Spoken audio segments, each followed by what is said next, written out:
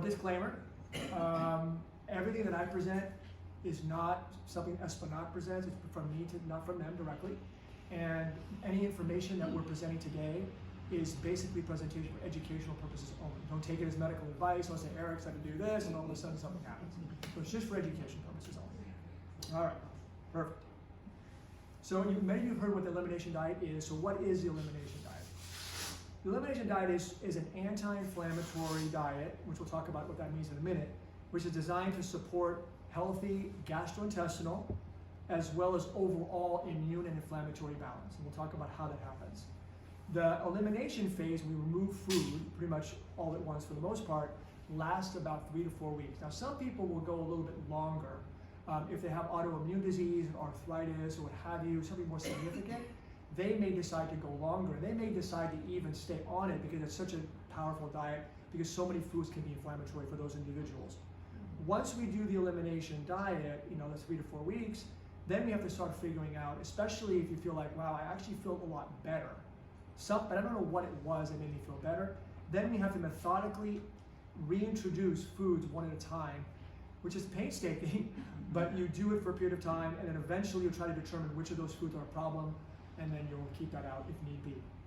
And that's kind of what we do. And that process can take, the whole process can take about 3 months to complete, although this will vary from person to person, as you can imagine. So what is the physiological basis for the elimination diet? So the gastrointestinal tract, years ago, we used to think the GI tract was just a tube. It was a place where we take food in, we absorb food, and we excrete waste. But it turns out over the last maybe 10 to 20 years, we've really come to appreciate the global function of the GI tract. So much of our immune system, our hormonal system, really exists around the gut. It's called, it's basically our second brain in some ways.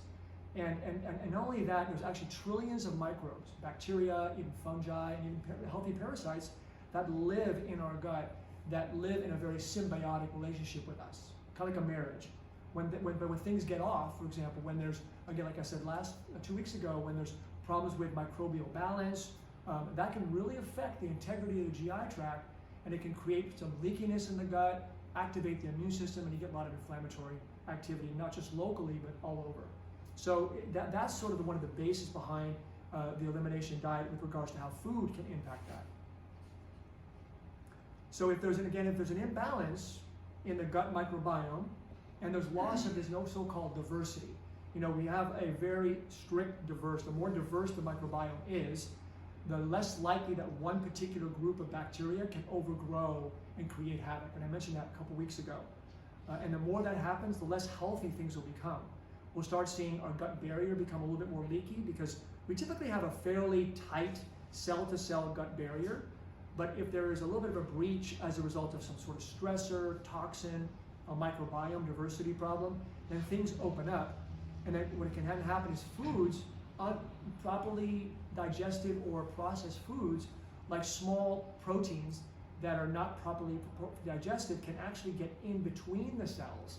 And that gets recognized by the immune system around the GI tract, which will create an alarm system.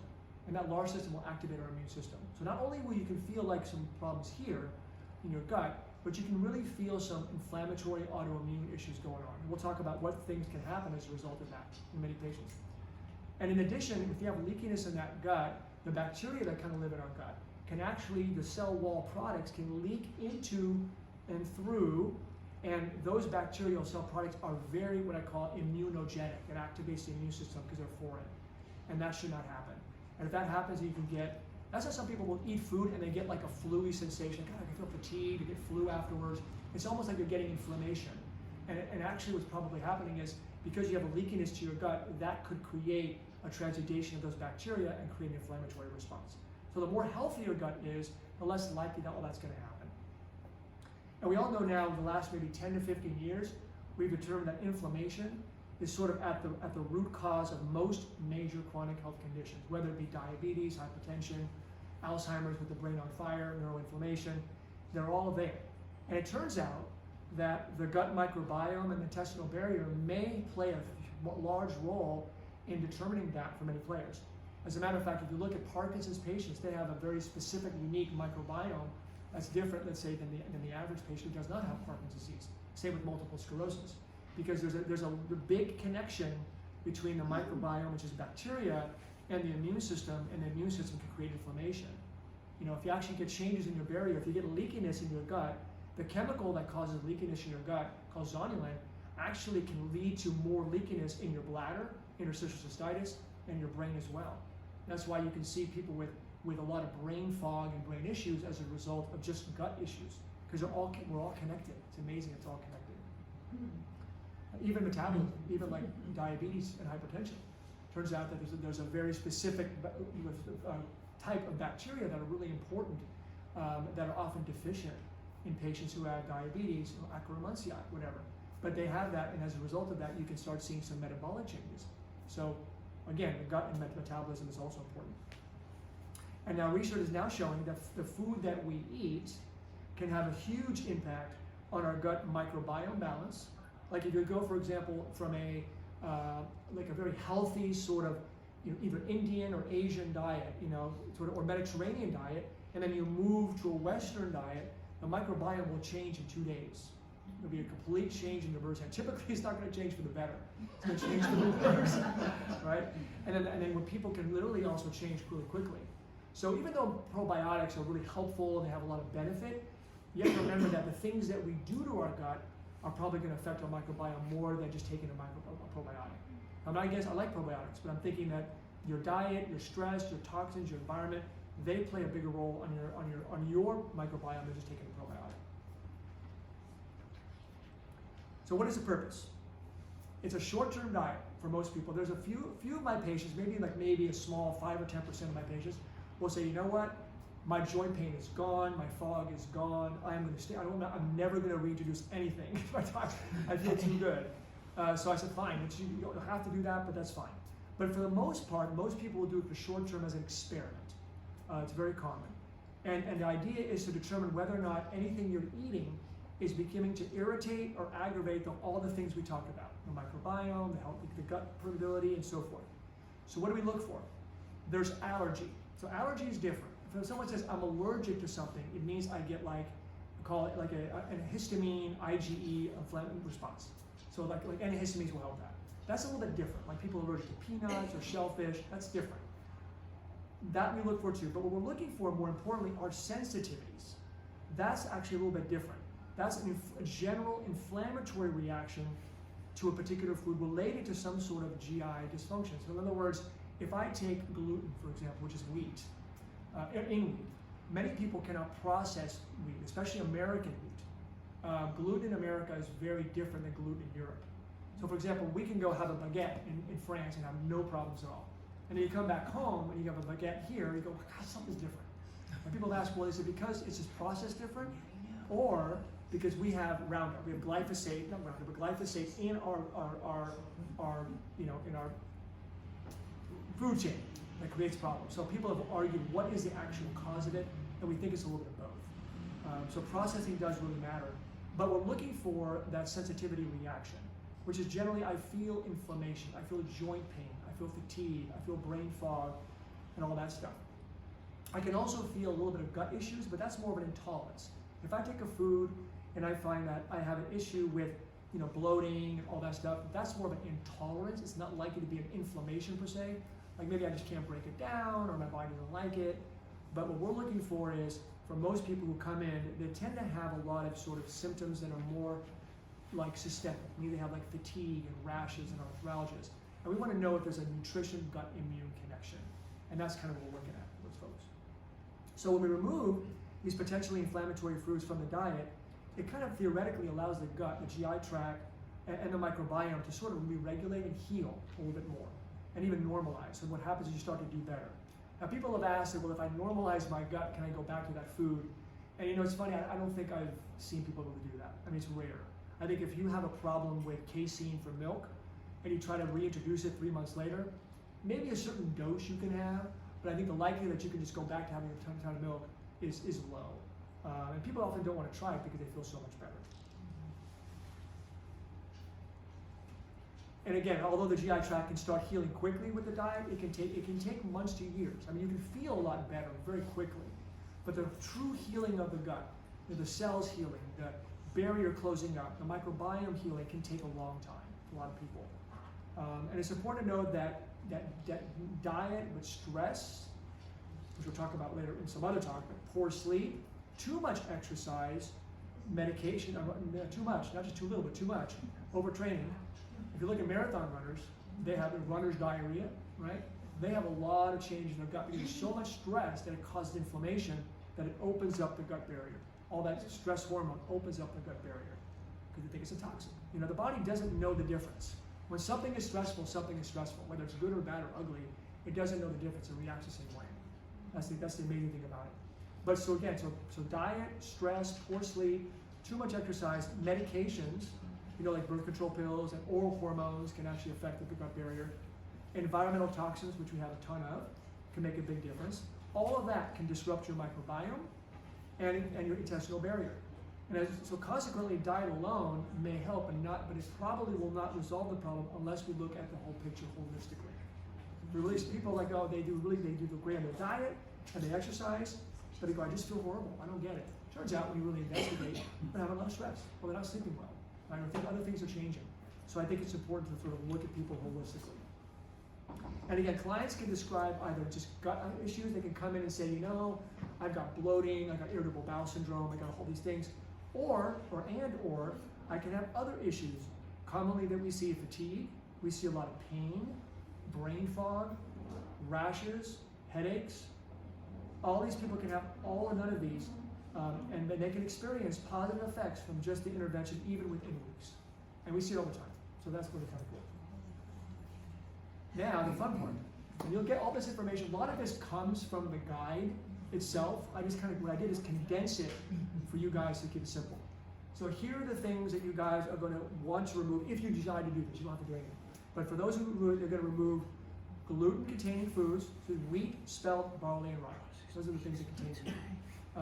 Dairy products, all of them. Now, many of you may or may not have heard of nightshades. They're not unhealthy foods at all. They just can be unhealthy for certain people. Those are tomatoes, potatoes, eggplant, and peppers. All peppers, chili peppers and bell peppers.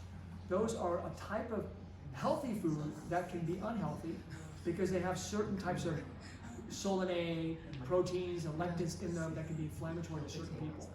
And what I've found in folks is that nightshades, especially like tomato, can really lead to joint pain. I've seen that a lot, very commonly. Just removing the tomatoes can make a huge difference in joint pain. So just keep that in mind. Peanuts, lectins, pork, processed meat we remove, sugars, of course, so white sugar, high fructose corn syrup, obviously, even brown sugar and sucrose. We try to keep it as low as possible just during the diet, not whole term, just during the diet. Beef, chocolate, shellfish, soy and soy products, eggs. If I say, what's left? Coffee. I'm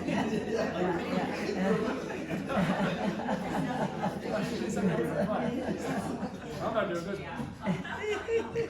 Of course, coffee, because of the caffeine in coffee. Soft drinks, energy drinks, teas, alcohol, basically all caffeine. If you want to do non-caffeinated green tea, that's probably fine.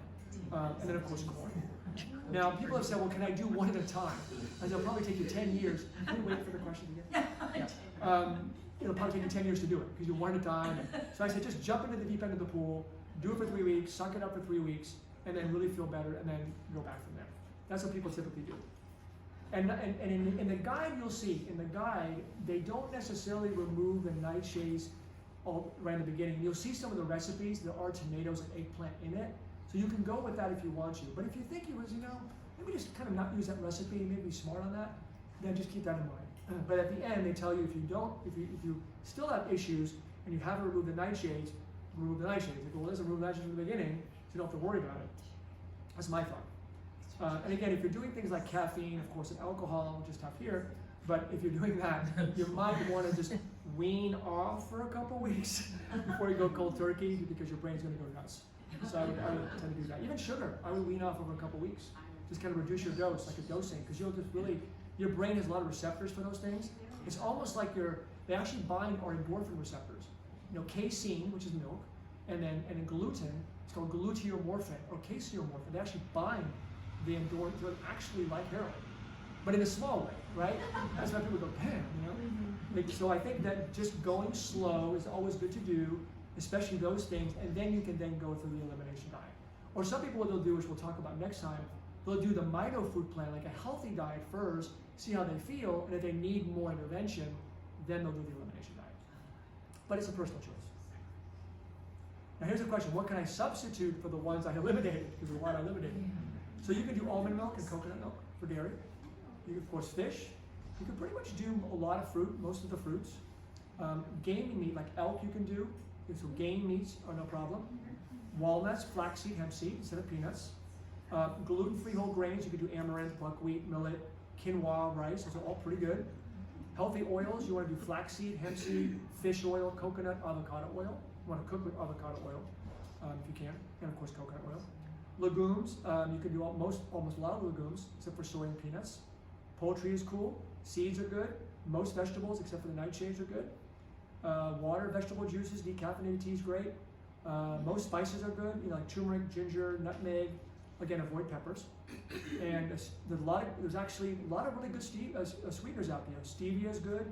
I love D-ribose because ribose is actually a sugar that our body uses, and it actually is very sweet, but it creates ATP, it creates energy.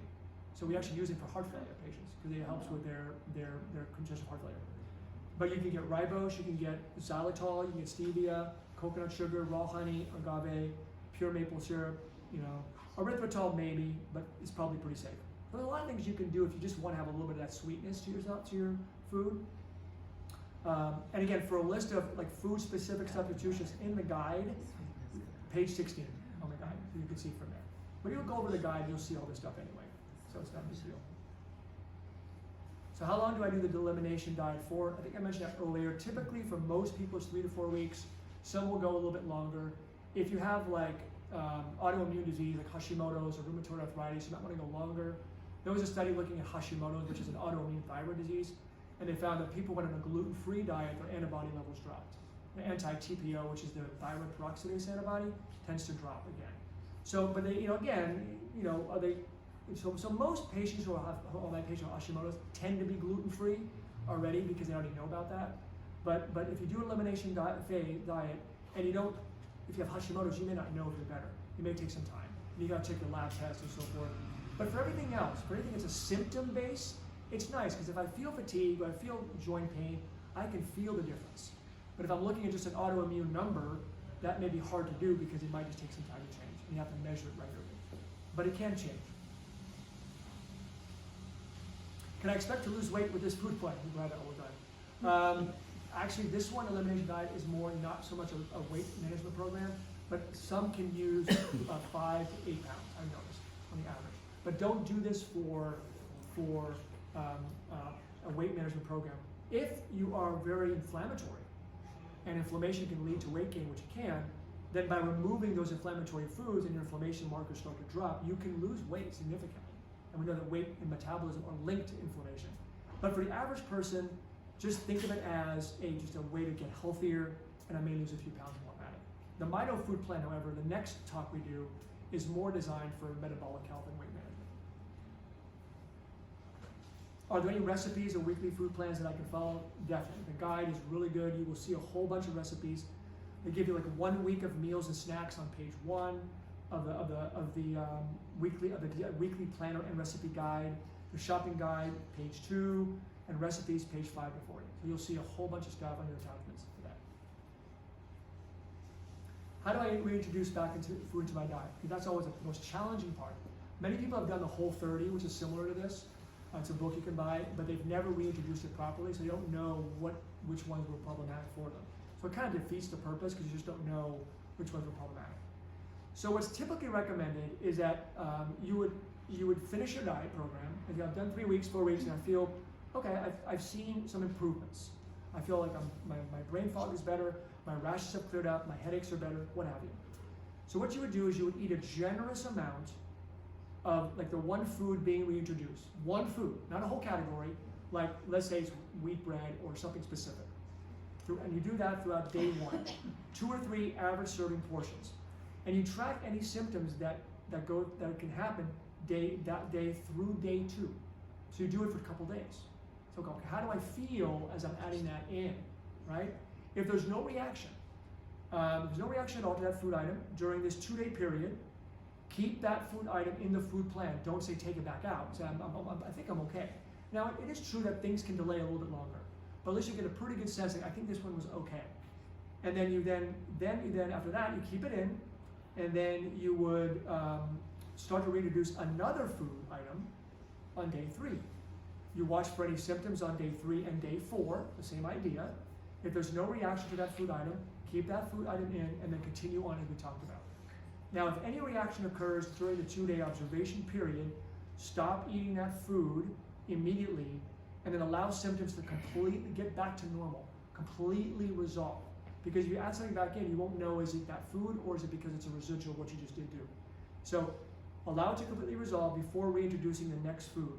And how long does that usually take? It can take several days, up to a week. Yep. The problem food can be tested again after testing the rest of the challenge foods in order to prove that the reaction was not simply an initial gut reaction. Now, when I mean by gut reaction, it's kind of off-term. Your gut has a lot of enzymes that break down small sugars and small proteins. So when you don't eat a food, think of lactose intolerance, right? Well, lactase is the enzyme that breaks down lactose. And we all have it, but some have a genetic predisposition to it, who have a deficiency, and then they have diarrhea with lactose. However, if someone can be borderline and they have a lot of stress going on, all of a sudden the lactase enzyme starts to drop. The production drops, and now you can't tolerate milk. So there are things that can occur, like if you don't eat a food for a while, by maybe sheer no need for demand, there may be a reduction in the production of that enzyme just out of necessity, and you might find that you actually, is it a gut issue? And if it's a gut issue, you might just want to maybe reintroduce later on with a little bit slower, and then just kind of go back over time. Or take a digestive enzyme and see by taking the enzyme, do I feel a lot better? So we can talk more offline, but there's ways in which you can try to help determine it. But the things you might notice if you have a gut issue, you might notice more bloating, constipation, diarrhea. And you're saying, well, is that because I have a sensitivity to that food? I don't think I had it before. Or is it because I just didn't eat it for such a long time, 3 weeks, and now my body's in shell shock for it? And that can happen. Let's keep that in mind. How long will the food reintroduction phase take to complete? The reintroduction phase can last a while because it's going so slowly. If you do it methodically, it can take about 2 months. But will likely vary from person to person. And again, you've got some information more information on the reintroduction phase on page 2224 of the Elimination Diet Comprehensive Guide. People always ask, what negative? Is there anything negative that can happen as a result of this? And typically it's not negative in a bad health way. It's just it's a shell shock way. You're changing your diet so dramatically and you're limiting so many different foods that you might just feel a little bit weird. I mean, your brain's all changing, you're detoxing a little bit weird. So typically the most common is fatigue, constipation, especially if you're not taking enough fiber, brain fog, and achiness. You go, isn't that what I already feel already? But it's not your head. Before I started. But typically that's actually short term. And what you can try to do is there's certain things you can try to do to help that negate that a bit. So one is, of course, we all know, keep well hydrated with maybe typically a half of your weight in ounces per day of water consumption. So if you're 150 pounds, 75 ounces of water typically is what's generally recommended. Consider not eliminating all foods altogether, maybe cold turkey. Start by reducing the foods that are to remove fully. Like you can say, well, maybe just try just doing gluten for a while. Maybe I'll eliminate the sugars for a while. And that's fine, that's nothing wrong with that. And if you do that, you're just doing baby steps, and you might find sometimes just doing that, the things you intuitively think are bad, you might find that's enough to make you feel 10 better. So just going not so cold turkey can make a big difference. And doing so allows your body and brain to adapt over time. The reaction is specifically true for alcohol, caffeine, and sugar. So if you try to do those cold turkey, like I said earlier, people can just feel horrible just from doing that. So I always recommend before starting the diet I would just start by cutting back on the sugar, cutting back on the caffeine, and cutting back on alcohol, and actually just see how you feel with that alone. And that alone can make a big difference, as we all know, in the processed foods. And then after that, if you feel like, okay, I've done that pretty successfully, but I've still got some issues I want to work through, then you can then jump into the diet a little more effectively. If you have constipation issues, the best fiber, the insoluble fiber, citrusol, which is methylcellulose, you can get at the store. is a non-bloating, non-gel forming fiber. So what it does, it just basically helps the bowel to move through. So Citrusel is a great option, especially if you have constipation from this diet, or just in general. If you want to enhance your detox program, like your elimination program, that's when you use psyllium husk. Psyllium husk is a great soluble, kind of expanding fiber that gets into your gut, grabs stuff, holds onto it, and prevents it from getting resorbed. It just goes out the door, doesn't stay in the room. It goes right up, poop. Works great. And it's good for cholesterol and for blood sugar and all that stuff. So now that I understand the elimination diet, what are some tips to get started and be successful? Things you kind of, most of you intuitively know, but really prepare your shopping list and weekly meal plan in advance. And they have a good weekly planner where there's 1 week of an actual diet with recipes on there if you want within the guide. Prepare some quick meals and some meal planning and some snacks ahead of time. Try limiting eating out during this time, just because or you can actually go to the lodge and get some of the food that we talked about on this list. So just limit eating out in general, because it's so hard to know, because you don't know what's in the food during the elimination diet. There could be a little bit of gluten in there, you don't even know about it. But here, I think, especially if we do this, you'll kind of know that you're eating stuff that's good. Eat enough food. People always think that they want to eat less. So don't. Eat a fair amount of food. This is not a weight loss program. It's an elimination diet. Feel satiated. Don't go hungry. Eat regular meals. Choose organic as much as possible, because that makes a difference. Again, eliminate caffeine. And do it slowly over weeks. Drink enough water and get enough rest, of course. People ask about exercise. You can definitely exercise, but in the beginning, maybe don't over-exercise, because your body is going through a little bit of stress in the transition. So maybe for the first week or two, just take it a little bit easy and do a gentler workout. But definitely exercise. Are there any other food categories that I should consider eliminating if I don't feel any different after this program? We already mentioned the nightshades, so we already did that. But there are foods that contain things called salicylate. Salicylate is kind of like aspirin, right? Foods contain salicylate type of products, and people have sensitivities to them. And you'll see that on page 26 of the Elimination Diet Guide. Oxalates are types of products that people can get a lot of different kidney stones, or calcium oxalate stones. And that can be, if you reduce those food containing, that can help eliminate some of those symptoms that occur. And again, that's also in your guide. And of course, there are foods that contain histamines, like certain cheeses, H cheese like tyramine, orange cheese has histamine in it. There's been some question of whether or not, if I have a lot of histamine symptoms in my body, first of all, does that always mean it's allergic? And the answer is no. Because if you have a problem with gut permeability and gut issues, the gut will activate the cells that produce histamine around the gut, like an alarm reaction. It isn't like it's reacting to a product and becoming allergic. It's just an alarm reaction. So when you clean up your diet, all of a sudden you go, oh wow, my nasal symptoms and my itchiness is better. I must have been allergic to something. Not necessarily. And there's ways to differentiate that in your blood testing. But just keep that in mind. You can produce histamine and feel like you're allergic as a reaction, as a stress reaction in your body, not necessarily an allergic response. But they've said if you try to eliminate histamine-containing foods, does that necessarily help, really truly the process? Is it something that shows a clinical difference? And there's still question about going on a low histamine diet, does it really help? We're not sure. But for some people who want to try it, it's easy enough to try. And then lectins are another category of proteins like gluten and casein that are in many, many foods. Like you'll see it in kidney beans, peanuts, whole grains, raw soybeans, tomatoes, raw potatoes, again, nightshades. And what those are, they're proteins that are difficult to process, and they can actually irritate and potentially cause more inflammation. And I gave you a link that you can go online and see which ones are high containing lectin foods. Again, things that you can think about. People have have horrible autoimmune disease. They have to go on a called an AIP diet, which is autoimmune, anti-inflammatory diet program, and that pretty much eliminates all these. Can you imagine living your life all this? It's impossible.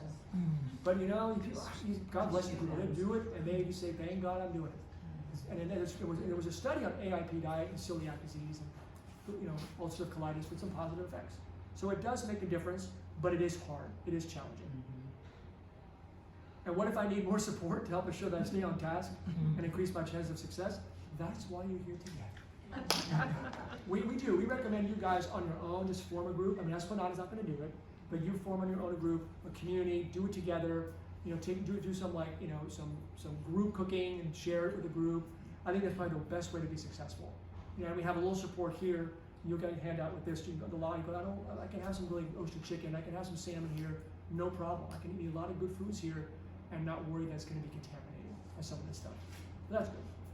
This wellness guide might be helpful just for giving you just overall wellness information if you want. You can take a look at that. You can get that later on somewhere else. But in general, I think that the guide you're going to get is going to have most of the information you need specifically for this particular program.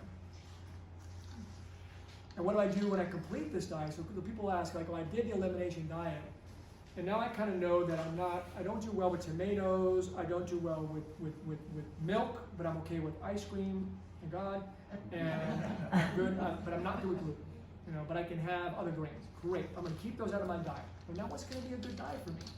Because 2 weeks from now, Mito food plan. That's kind of like a nice, healthy, modified Mediterranean. And what I like about that diet is pretty much a low glycemic, low carb diet, high healthy fats, solid protein, mostly plant-based, but there's a little bit of healthy, like free range sort of animal product proteins. That's really a very, very good program.